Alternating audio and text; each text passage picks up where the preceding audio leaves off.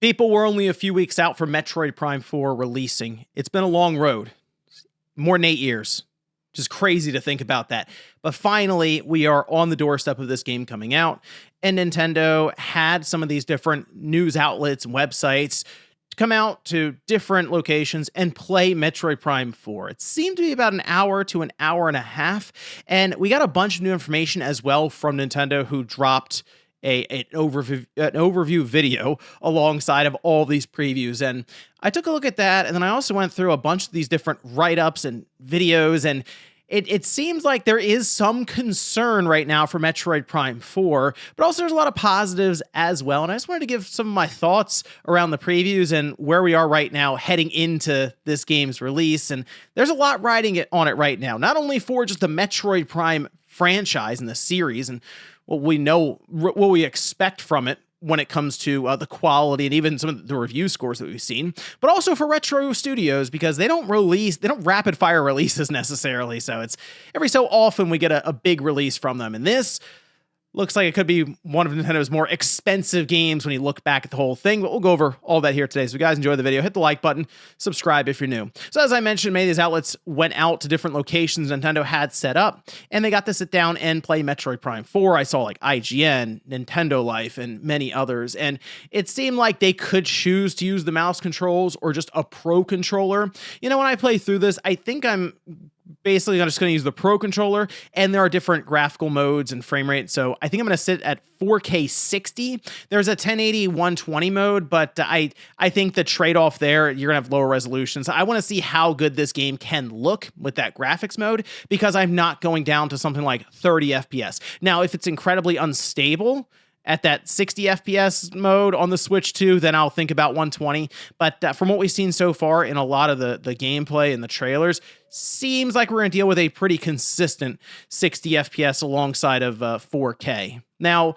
the concerns that have been brought up with this game are kind of funny. Well, at least the headlines are kind of funny here. Like I saw Nintendo Life with their preview was titled, "Metroid Prime 4 Beyond is great, but I want to kill one of its characters." And we'll come back around to the big concern that people are pointing out here, because as I mentioned, it seems like 90% of this is actually positive, and that last 10% is really weighing this down online right now and is causing a lot of the discourse here. Visually, the game looks great. I mean, it's a Switch 1 game, so when you hear that, you go, okay, it has to be able to run on the system that came out back in 2017, but can take advantage of the Switch 2 in the idea of, we'll go up to a higher resolution, we'll be able to do more, say, with the texture quality, we'll be able to push up to 120 frames if we want certain modes, all that kind of stuff.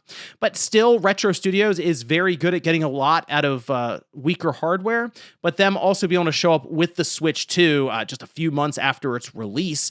Yeah, I think we're going to see something really, really cool here with the game. And honestly, the art style and stuff, it all plays in nicely to be able to take advantage of what the Switch 2 can do, while also accommodating the Switch 1. I think the thing that's stuck out to me so far through a lot of these different videos, a lot of the animations are pretty good in this game, and whether it's mocap work or them reminding you that you are in a suit when you're in first person. And that was something that Metroid Prime 1, really stood out to everyone when it first showed up. That first Metroid Prime game where you would go out into a snow-filled area and you might get some freezing that's happening on your visor, or when the raindrops are coming down and it's splashing on the visor, or you get hit with some goo or something. It was done really, really well to remind you that you're a person in a suit in this first-person setup. And even here, you have like the hand animations that Samus will do with the psychic powers that you're getting, and just moving her hand around right in front of her visor is enough to remind you, okay, yeah, I'm in a suit here. And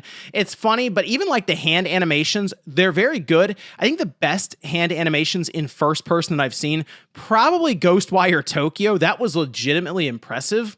But that's the thing with first person, is you're very, very zoomed in on the action. The little things that might go unnoticed in third person, where the camera's really pulled back, is like like front and center, focused and magnifying glass in first person. And if not done well, it can certainly stick out. I mentioned the psychic powers. They went over a couple of them in the overview video. The one that it seemed like all the previews pointed out were being able to direct your beam shot for, I'm sure, puzzle solving or even just hitting different enemies. They also had the ability to manipulate energy with this power glove, I guess. But we'll have to see other powers that they have, because they quickly showed a few things, whether it's the morph ball, just rolling around on almost an invisible track just about, that was done by psychic powers. So I'm sure there's going to be a lot that you unlock as you go through. And then, of course, the motorcycle, the bike, that has come under scrutiny because it seems like it fits in to a large empty area, this viola, this bike. And kinda because apparently this desert area is what separates a lot of these zones or these different biomes. And they've shown like the jungle, they show one with like lava. Of course, you need one with snow, but those all feel very, very different from each other. And it seems like this desert is what you traverse around to get to each one. And the bike is going to make it a lot faster to get around. But they also showed you summoning Viola in smaller cave areas. And then you jump off, you go from third person to first person. I need to see what this desert area is going to be like exactly, if it really does feel that empty and almost unnecessary. But maybe they dress it up with a bunch of stuff that you find as you go around, areas you come back to later on. Maybe you go into the desert and there's many spots that you see but you can't get to.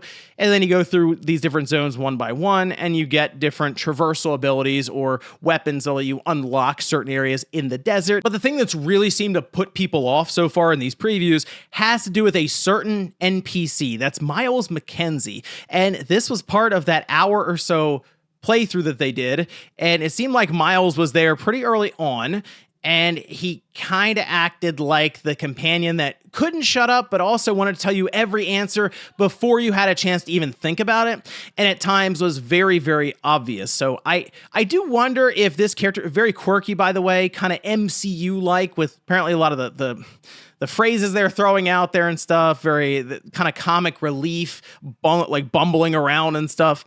But I do wonder if this being maybe the first NPC you come across is more the tutorial NPC, tutorial companion, that is there to ease new players into the game. And yes, that will be annoying for veteran players or people who are just familiar with video games in general, because they're going to say things like, "Did you save your game?" Maybe you should go press that button that's already highlighted on your visor. Have you tried your power shot that you just unlocked on that door that is color-coded to the power shot? Like that kind of stuff that's very, very obvious to most people.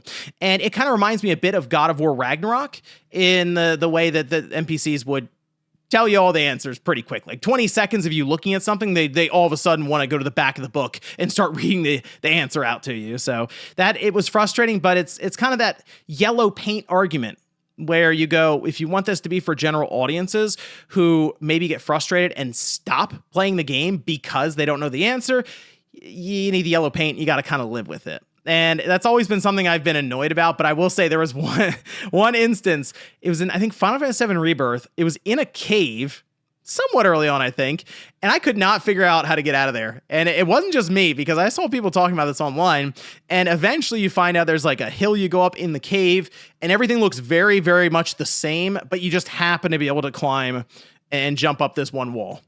And at that moment I said, you know what, maybe yellow paint isn't always a bad idea. But if it's overused when it's super obvious, then yeah, it feels unnecessary. But there are definitely some times where, okay, maybe they rough up the side of that one wall so you know that you can climb it. The thing I will say though about the companions, while we have this unfortunate first impression with this Miles character and how they've played out so far, there is a lot of potential for some of these companions, because there were very quick flashes of them in this overview trailer, and it kind of makes me think that there's a lot of potential here in the idea of they could add a lot to the story, or work to, you could say, humanize Samus somewhat without Samus having to remove her helmet and start talking and make it like Other M or something. See, the thing I realized with Halo, people do compare Halo and Metroid they've done in the past. But it has always reminded me of that. And looking at Halo Infinite, there were some really good moments where Chief didn't have to say anything because the companion that he was with said everything, right? And he would just, the way you would have him nod or turn his head or look at him for certain phrases, you could tell, okay, maybe that struck a chord with Chief, and he's like thinking back on things. You can do something similar here with Samus, with some of these companions, depending on maybe their backstory or what their goal is, or anything else that could throw a curveball into the typical formula for Metroid Prime. Now, that's not to say that they couldn't also do some damage to the game with these companions if they are overly chatty or annoying, we can say, like Miles here. But we have to wait and see how this game turns out, at least from the companion side. Everything else, though, I think looks pretty good. Like, I'm holding out hope that this game ends up being really good, but we'll have to see when it releases. So maybe Miles is like 2 hours of the game and that's it. I will say, looking at the gameplay previews that were shown, it seemed like there were a few times where Miles was like, go on ahead. I'm going to stay here and work on this computer for video game reasons, basically. And then you separate from them and it becomes a very isolated Metroid Prime-like experience, and that's what we're really looking for. The companions could potentially ruin the isolation of Metroid Prime, but if it's a situation of they're there for a little bit and then you have to separate from them for whatever reason and it's very quiet and closed off, then we can go back to the old school Metroid Prime feel while still having the companions maybe to shake things up a bit here and there. But let me know what you guys think about this down below in the comments. So far with these previews, are you picking up Metroid Prime 4 in a few weeks? I mean, I was already going to be picking it up one way or the other with what these previews were going to say, but I will say now I'm very intrigued for how all of this turns out with Retro Studios hopefully hitting that high mark that we come to expect from the Metroid Prime series. Thanks guys for watching, and I'll see you next time.